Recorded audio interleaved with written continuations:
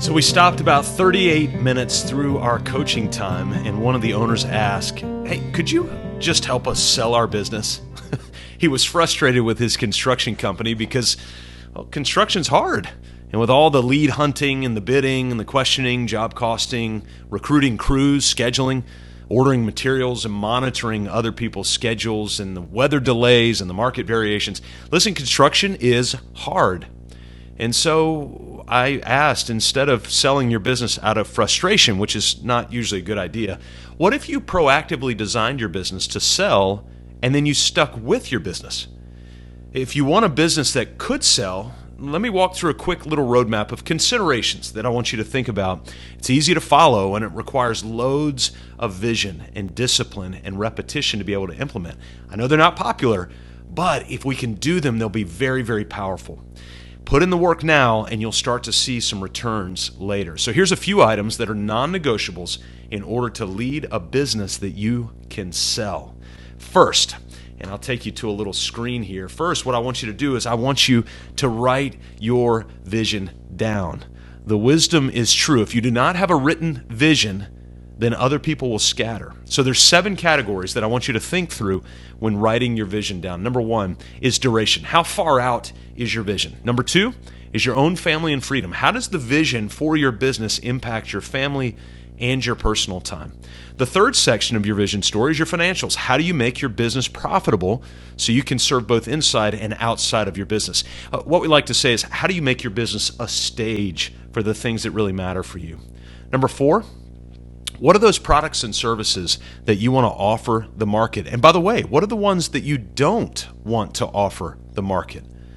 The 5th element to think through in your vision story, what does the team look like? What roles will be needed to serve those products and services to generate the defined financials? Number 6, your client and customers. Who do you serve best?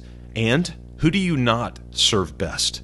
And finally, that all-important culture piece, looking at the culture of the future of your business. When someone comes into contact with your business, what words or phrases would you like for them to say? What words or phrases do you hope they would use to describe your business? And so looking at that, those are the 7 categories: duration, family, freedom, financials, products and services, your team, your client and customers, and then the culture section as well. So that's that first thing. The second thing, you must write and constantly repeat. Write and constantly repeat your mission and your unique core values. This is so crucially important, and it's been really exciting to see businesses truly start to own this in decision making. And what's really interesting is when people start to make real decisions based on their mission and their values. And of course, they've got that vision that they've written out. It's really, really important. So whereas your vision story is a detailed, multi-page description of the future of your business, a mission statement is distilled from your vision and should really pack a massive punch. A mission is the well-documented writings and the talks of Simon Sinek. He's laid this out really well. It's simply your why. It's a short sentence or phrase, less than 15 words, telling us exactly why you got out of bed this morning. So for Business on Purpose, we liberate business owners from chaos. That's our mission. That's what we do. That's it. Our vision is 4 pages long and takes longer time to reveal, but our mission is something that packs a punch.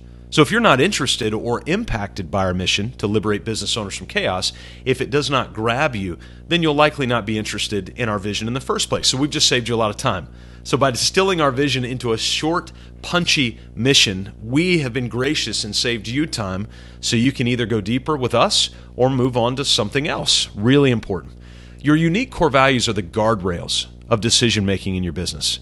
When we make a decision at Business on Purpose, we run each of those decisions through our vision and our mission, and then 5 unique core values. Unique core values, by the way, are not things like integrity or responsibility or excellence. We should all value those. Our unique core values, we've got 5. Work is faith, on, not in, automated strategy, relentless learning, and full implementation. So you can see how those are unique to us, but they may not be things that you value. You will make haphazard, confusing decisions that violate your vision if you're not constantly reviewing and repeating your mission and your values. So the third thing that you've got to have is you've got to have a documented, repeatable, trainable systems and processes. You've got to have that documented set of repeatable and trainable systems and processes. This is typically where most owners begin to really nod their head in agreement and internally battle, because they know that the intention to build systems and processes does not equal the actual work it takes and the time it takes to build those processes. Some of the systems and processes that must exist and be used regularly are things like delegation roadmaps, tracking dashboards, budgets, general bookkeeping workflows, team meeting processes, training, weekly schedule, master process roadmap, job roles. Those are the sorts of things that kind of pragmatically we need to be thinking through on a regular basis. Number 4 is you've got to have a team of professionals around you. These are folks that they're in it for your best value. And these can be folks that can be contracted or put on retainer, and they're worth their weight in gold, whether you sell or not. A business coach is number 1. A business coach will be the Belichick you need. The Bill Belichick, if you don't know who he is, just Google him, to keep you locked in and focused on what's next and what's now. A great coach studies, game plans, encourages, motivates, designs, and holds you accountable to maximize your capacity. Your coach will also help facilitate discussions between you and your team. You know, those tough discussions you don't want to have. And a coach will also be the one to help you find other contract professionals for your team. That leads us to the second person on your professional team that would be really, really helpful to have, and that's a business attorney.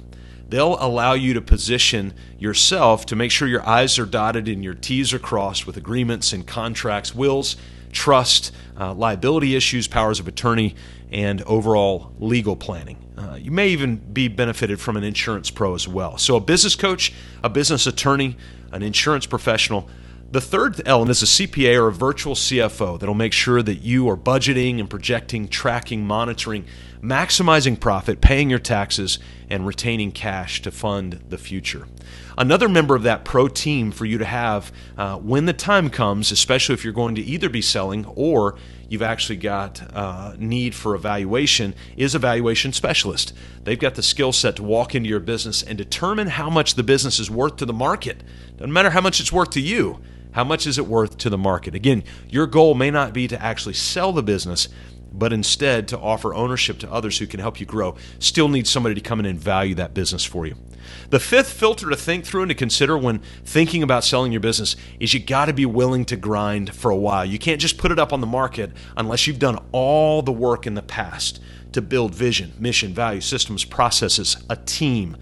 The more you build your business to sell, you'll actually end up building a business where people thrive. It's important to understand, the more you build your business to sell, you'll be building a business where people can thrive. Sure, you can throw a bunch of borrowed cash at a business and try to flip it, and that's fine if that's what you're into.